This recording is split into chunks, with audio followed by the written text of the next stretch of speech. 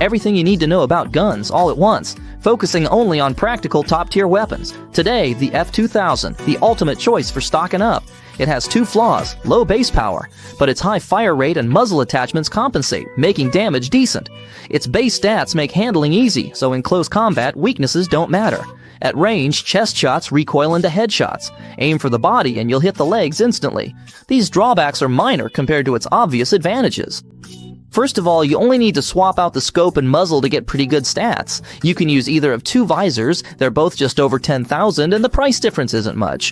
One boosts recoil control, the other boosts attributes. Add an angled foregrip for hip fire and throw on a red quick laser. Your hip fire stat can reach 100. Plus, with a flashlight, the price actually goes down, right?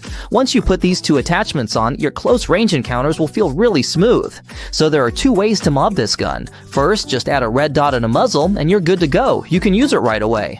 Also, this gun gives you a movement speed bonus, so you don't even need to mod it much. If you add a high-efficiency muzzle, it can turn into a rat weapon.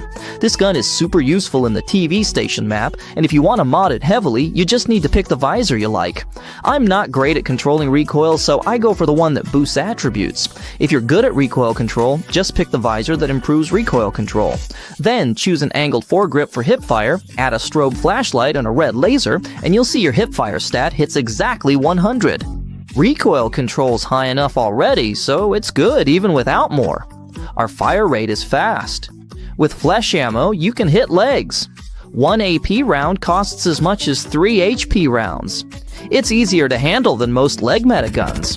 Let's test this 70 to 80k F2000 build.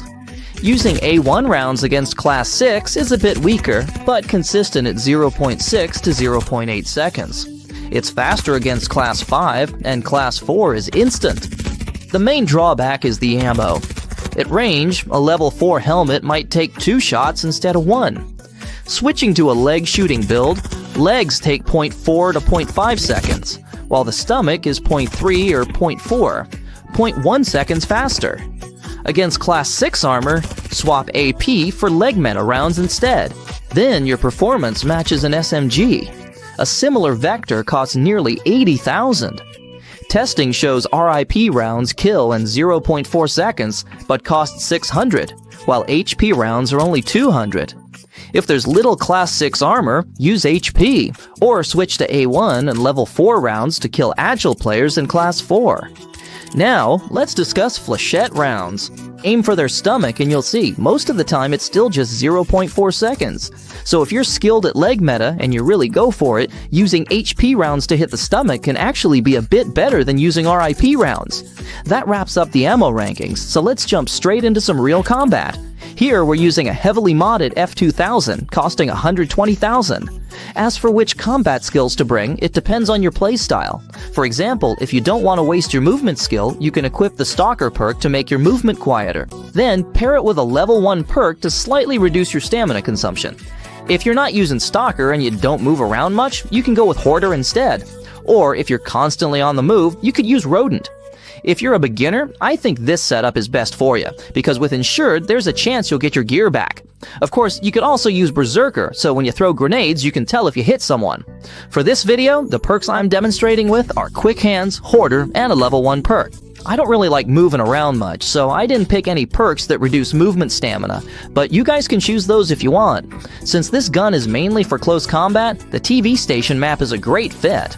At the start, we listen for footsteps around the movement hall. There's a pair downstairs. Why didn't I pick the perk that reduces movement noise? It's because when I move, I'm often opening doors or running, so it's not that useful for me. But for you, if you use it well, it can really help. I'm actually not that familiar with the TV station map. I'm only playing it to demonstrate this gun, so there might be a lot of mistakes. If it were you playing instead, you'd probably do better. Now let's see just how powerful crouch walking all the way can be.